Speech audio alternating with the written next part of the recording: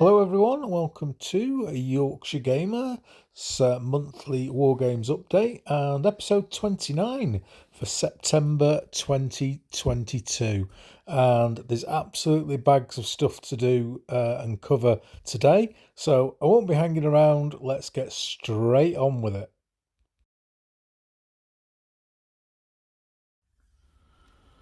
So here we go with the units that we've painted this month, and as always we start with the work in progress from last month, and that was this battalion of 10mm Pendragon War of the Spanish Succession, or Malburian as I prefer to say, and this is the French Regiment Le Sar.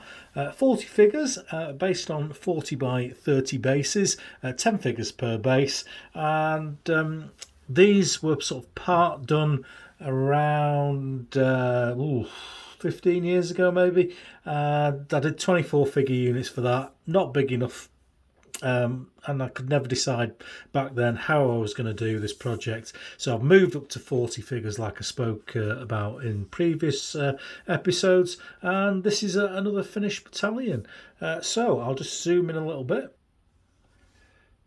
Lovely figures, lots of details on these. 10mm, relatively easy to paint as well. I know a lot of people say that the smaller scales are harder to do, and they are in some ways, but with the use of magnifying glass and a decent paintbrush, no problems at all, and I've really not changed my technique that much.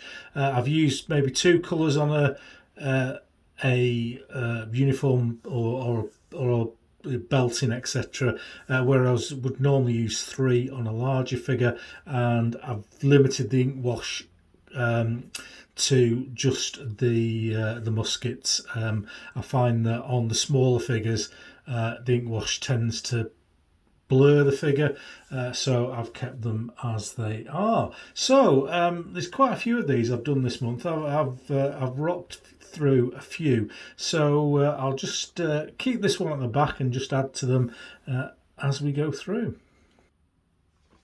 So last month I'd only done a couple of units. I'd done one Savoyard Guard and one French, and this is the second battalion of the Savoyard Guard. Same setup as all the other units. All the infantry are going to be 40 figures, but these have been done from scratch. I've not had anything in the bank for the Savoyard Guard, so I'm just going to zoom in live on air, if you like, on these, and there we go. Lovely detail on these, very, very nice figures. So I'll zoom back out again. So we've got a couple there, and then the next, what I'm doing is I'm painting one French unit and then one Savoyard unit. So let's get the next unit of French out that I've painted, and these are the Marangis, or have we got any French speakers out there? Please correct me, because I haven't got a clue. And this is another unit that we had, or I had 24 figures done a number of years ago. Just zoom out a little bit on that for you. And yellow and black flag, French infantry, 40 figures. And then there's more. So I'll just bring these out and zoom out again for you. And this is another unit of Savoyard Guard. Again, 40 figures done from scratch, no cheating on this particular one. I'll just turn the camera just slightly there to fit those in, and bring the lighting round to the front so you can get a good idea. And so these are massing up quite nicely. So there's 1, 2, 3, 4, and would you believe there's another unit that I have painted this month from them, and this was the test unit that I had done originally for this project, and I'd gone up to 30 figures by this point, but decided to go bigger again to 40. So this is the Reading unit, and it's a Swiss regiment in Savoyard service. There we go. There is the 5 battalions I've done this month. So we're rocking on quite nicely with this project, and nice and easy to do. Doing them as like a palette cleanser in between bigger scaled units, and yeah, we're getting through them nicely. Five units a month will see me having a game fairly soon, probably springtime. So there we go. Let's go on to some bigger stuff. Regular viewers will be very familiar with these by now. This is another unit of Redshirt Garibaldi figures from Gringo 40. 24 figures on 60 by 60 basis, 6 figures to a base, and this is the 7th unit I've done of red shirts out of 12, so I am over halfway now, and there's another one on the ready blocks at the moment. The usual great figures from Gringo 40, just zooming a little bit for you there. Great detail, great facial detail. I had a spare Bersaglieri officer, which is why he's got the Bersaglieri hat and plume on. So never waste anything here at Yorkshire Gamer, and we just stuck him on the back there to fill out this particular unit. And there's another unit of 28s that I've done this month. I've been a busy boy. So here's the second 28mm unit I've done this month, and this is again for the Garibaldi project. These are Garibaldi troops, but what I've decided to do with one of the brigades, if you've been on here before, I'm doing 5 4-unit brigades for Garibaldi, and this particular one I'm going to do a brigade of troops with different coloured uniforms on. So these guys here are in brown uniforms, and these were part of the Medici expedition that arrived and joined Garibaldi after he'd, I think it was after he captured Sicily that they joined. But nice distinctive uniform with the brown. They're done with Perry's ACW plastics, which are great for this range or for this time period, and look really, really nice. So I'll have a quick zoom in on some of the figures. So there we go. Just to zoom in there on the officer figures, Perry's have just got a way of doing faces that works with my painting style, and they've got full of character. Really, really nice. Very impressed with these guys as usual. You can hardly ever fault Perry's stuff, and great looking unit. Nice and different for the Garibaldi stuff than all the other red shirts. Apologies for the flickering focus there, not sure what that's doing. So there we go. I've got one other thing to show you that's a bit different, and you may have seen it at the start of the episode. So here we have the other thing that I've painted, and you may have seen this come in on one of the Albuch sections of the this monthly update, and this is a 1/700th scale E-class destroyer, British E-class destroyer that I've painted, and I have to say I am extremely happy with this. It's come out really good, and let's see if we can get in and get a little bit more detail on the ship. We're at the extent of magnification there. I'm just going to move the camera. We'll be back in a second. There we go, just move the camera so the model's a little bit close so we can use a bit of magnification on it. So we'll just zoom in, try and pick up a bit of detail on these. Just move to the front of the ship and use some sort of grey streaking stuff on here. Little bit of rust effect on there as well. and lots of panel washes to bring out the detail. And then this stuff here I'm going to talk about a little bit later on. It's a foam effect that I have used from a company called AK Interactive, and very nice it is too. And I'm just moving this through so you can see a bit of detail of the ship. Nice little flag at the back, and yes, I'm aware that the flag would be on the mast when it's out of port, but it isn't. It's just going out of port at the moment. I've got rigging to do on it. I'm going to move the flag onto the rigging when I've done that, but at this particular moment in time, I haven't done the rigging. I've not got the stuff to do it yet.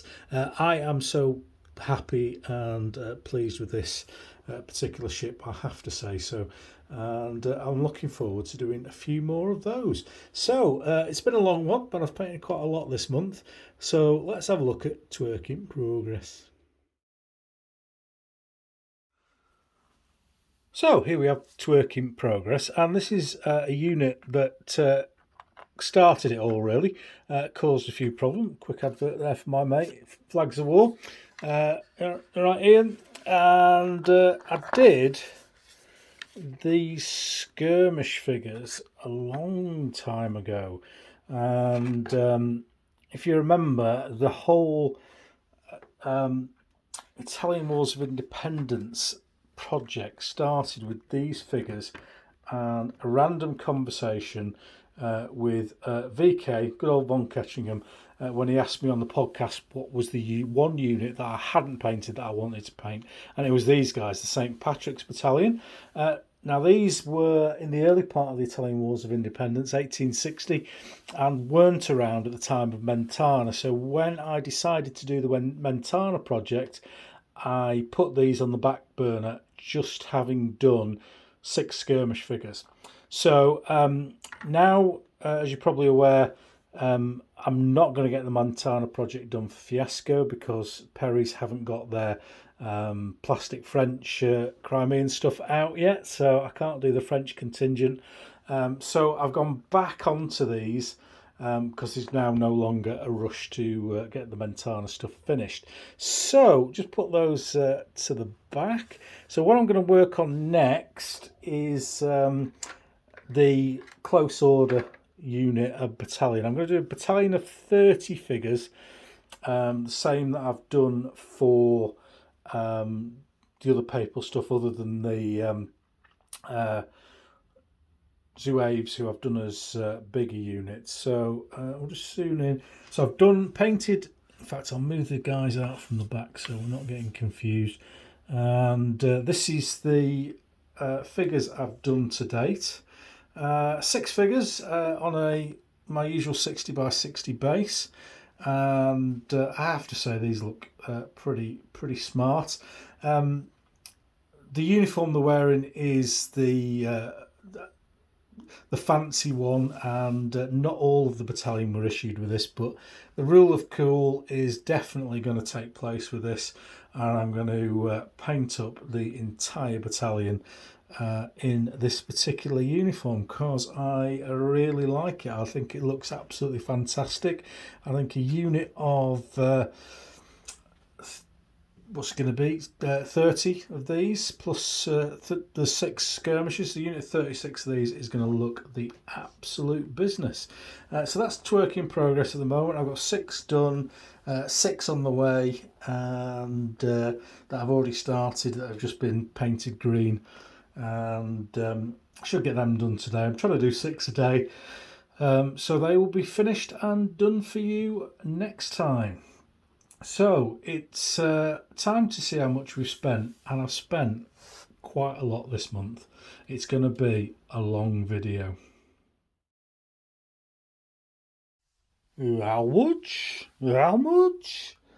Quite a lot, actually. So we'll rattle through some of these because you've seen most of this stuff before.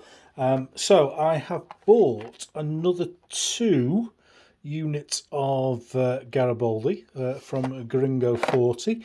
These are units 9 and 10. So I've only got a couple more to buy. I'll probably buy those this month. you'll be sick to death of those figures if you are a regular on here. So there they are, boxed up in 24s, ready to be primed and go. On top of that, I popped down to Wargames Emporium in Sheffield and got another couple of boxes of these. So American Union Infantry and American Union in Sackcoat Skirmishing. They're the two boxes that I used to make the figures that you saw earlier, the brown shirted regiment. So these two boxes will make another 3 regiments, which will finish off the multicoloured brigade that I was talking about earlier on. So you've seen these before on here, so I'll just clear these away and show you some of the newer stuff that we've not talked about before. So in addition to that, I put a little mini order into Perry's, and I picked up this, which is a French 4-pounder. I needed one more French artillery gun, so we've got that one. I've picked up these as well, which you've seen before. I've used these. These are ACW skirmishers, Zouave in Kepi. And I was supposed to order 2 and I ordered 1, so I'm kicking myself, and I'm hoping Dave Thomas has got at least 1 pack when I get to Partisan in a couple of weeks. I'll see you all there. And on top of that, I have bought these.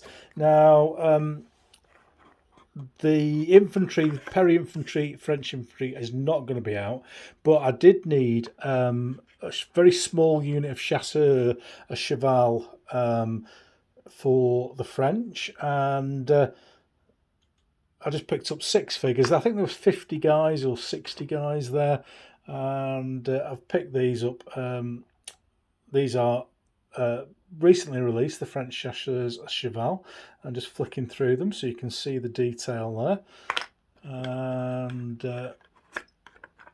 very, very nice. I got a officer pack, just bent the sword there, and a standard trooper pack with charging pose, of course. Who does buy the ones where they're just sat there on the horse with the sword to the side? Who knows? Anyway, so that's a very small unit of 6 figures for the French, and that's the whole of the French cavalry for Mentana. So let's have a look at the ships that I've bought for the 1700 project this month. So to go along with the 1700 stuff that we've already looked at on previous months, I think Bismarck and the 3 destroyers that I've bought we've seen before. And if we've got Bismarck, we're going to need one of these. HMS Hood, and that one comes with an extra destroyer, which is perfect. So that's the 2nd E-class destroyer I need. What I'm going to do is I'm going to build up the units for Denmark Strait. So Hood, Prince of Wales, Bismarck, Prince Eugen, and then in the background for the British there was 2 heavy cruisers and 6 destroyers. So there was 2 E-class destroyers, which I've got both of now, an I-class and 3 A-class, and I'm struggling to find any A-class. If anyone knows of anyone who does 1/700th A-class, maybe 3D printed, there is an obscure company that makes them, but they're like 40 quid each, and I want 3, so anything cheaper than 40 quid would be brilliant. So that's the Hood and the E-class destroyer. Next up, obviously, is the Prince of Wales. It says for Battle of Malaya, but that was only a few months after. So we're going to use that for our Denmark Strait, which is nice. And then the last big ship that I needed was the Prince Eugen. So that's in the bag. Now all these obviously need building, which takes a bit of time. it's not turned out to be that expensive, to be fair. These are about 25 quid each. And when you compare that to the 1 to 400 GHQ stuff, which is about 19 quid now, and if you think what the price is going to happen with that when the current exchange rate comes in, it's going to be not far off 25 quid, is it, at the end of the day? So, in addition, I've bought a couple more German destroyers, and these weren't part of Denmark Strait, but some of these, the 1936 mobilisation class, were at Narvik, which you can build with this particular kit, and it will give us 4 German destroyers, and as you'll see in a minute, 4 British destroyers. Just give us something to have a little game with. I have bought, in addition to the Tamiya stuff, I've bought this, the IBG 1/700th. I'm going to do a little box opening of this in due course. There's a lot more detail on this. It's got photo etch parts, etc., and it's not that much more expensive than the Tamiya stuff that we've looked at. I think it was about 17 quid, to be fair, but I'll do a box opening of that in the future, because I appreciate this video is getting quite long now. Normally it's about 20 minutes, but we're going to do a lot more than that. And then finally, on the ship stuff, we've got this one, HMS Glowworm, which wasn't a Denmark Strait, but I just fancied a look at these IBG models. And Glowworm's quite a famous destroyer if you know your World War II history. So there we go, there's the ships, and there's a little bit of painting stuff to look at before we move on. So I have got thousands of paints, but I do like to get and match colours properly if I can for certain projects. And with the naval stuff, the naval modelers are particularly pedantic about stuff. So I've picked up this life colour paints. Now life colour, I think they're Italian, and I use one of their sand colours as my base for desert stuff. Something that I picked up while I was on holiday and have just used in Como, and have used ever since. And if you've not seen these, they come in these little pots, and they're similar to the Tamiya stuff in that they're kind of a halfway between an acrylic and a airbrush. An airbrush and a standard paint. So if you're using these, you're going to need a couple of coats, which is not what I normally do, but I'm airbrushing the majority of the ships, so it's perfect for that. And you get 6 paints in each box. Bought the Royal Navy one, and of course I've bought the Kriegsmarine one, and that's going to help me perfectly with all the ships that I'm doing. The other thing that I've bought is this, and this is the AK water foam, and again I'm going to do a tutorial on basing the bigger ships, but it's just like a snow paste or snow effect, and it works brilliant. You saw it on the destroyer earlier on, and it really does give a cracking effect. So I'm sorry I've been harping on for a while with that, but I've bought quite a lot this month. I certainly won't be buying as much next month. So let's move on and have a look at the gaming, would you believe, I've done this month.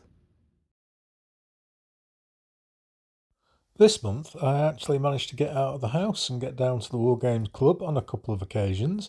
And the first time out I joined in a 10mm late 1940s Indo-Pakistan game using Sabre Command rules. Nice to get back on the table again. The following week I took my Black Orchestra game in and had a fantastic session with a couple of lads there. Really is a brilliant game, this cooperative game where you each plot to kill Hitler during the course of the war, and we actually managed to kill Hitler, which is quite rare with this game. It's very, very difficult, and we shortened the war by about 15 seconds because we were on the final deck of cards in 1944-45, so we didn't do particularly well, but we did manage to get the job done in the end, and it was a fantastic game.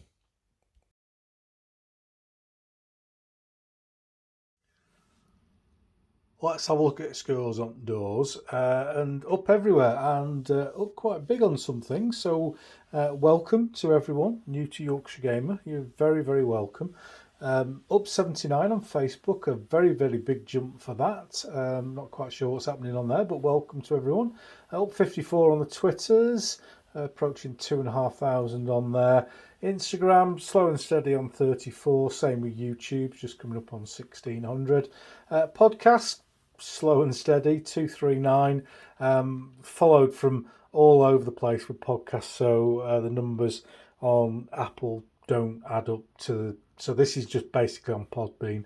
And then the Facebook group is up 176 to 543, which is a fantastic number.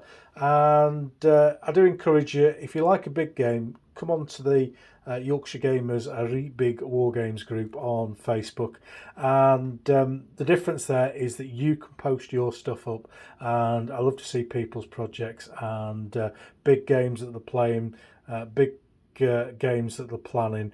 So if you're into that sort of thing, and you like Yorkshire Gamer content, obviously everything I do ends up on there, but I really want to see as many people as we possibly can putting stuff up on there.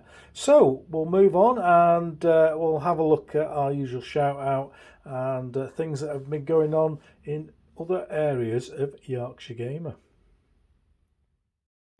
This month's shout out is to another brother Ken, the Eccentric Man, and Ken's channel's been going for a long time, lots of subscribers, but well worth a follow, so get down there and do so if you don't already. On my blog, I managed to get a podcast in last month with Carlo Pagano, and we talked about the Sands of Sudan, the Peter Gilder rules that he's brought back. It was a great chat from with Carlo, lovely guy, and I recommend you listen to it if you haven't done already. I've done a couple of actual blog posts this month, which is a bit unusual, and I've gathered together a number of photographs about the 10mm Spanish Succession Army project and put that down on the blog, and expanded a little bit on my thoughts and processes in that new project. And talking of new projects, the naval stuff that I've talked about earlier on in this episode, I've put together a little similar blog post on that about starting the project, details about models, where I'm going to get them from, my plans for the project, etc. So check that out. So I thought I'd finish this month's video with a little picture of some more work in progress. And I also thought I'd better get Dave, the cameraman, in because I didn't use him in the opening shot as I normally do. And I don't want the lad thinking he's going to be made unemployed, especially with his mortgage going up. He needs to keep his camera work going, does the lad. So this is the destroyer that you saw earlier on, and for those of you who are interested in this sort of thing, that is a 22 by 6 centimetre base, and I have because the rules that we use, which are my old rules that we've used for many years for World War II, each class of ship has a standard base size.